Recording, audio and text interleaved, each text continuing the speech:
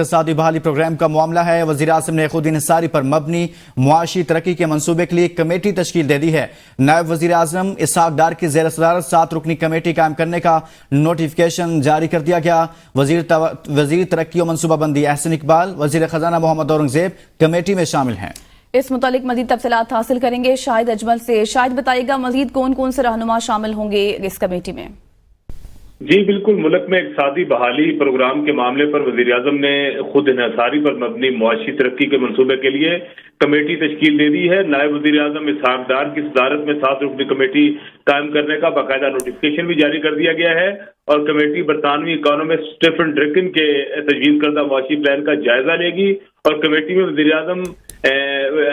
وزیر ترقی و منصوبہ بندی احسن اقبال، وزیر خزانہ محمد اورنگزیب شامل ہیں، جبکہ وزیر اقتصادی امور، وزیر اطلاعات اور وزیر مملکت برائے ریونیو و توانائی بھی شامل ہیں۔ اسی طرح ایس آئی ایف سی کے نیشنل کوارڈینیٹر بھی کمیٹی کے ارکان میں شامل ہیں۔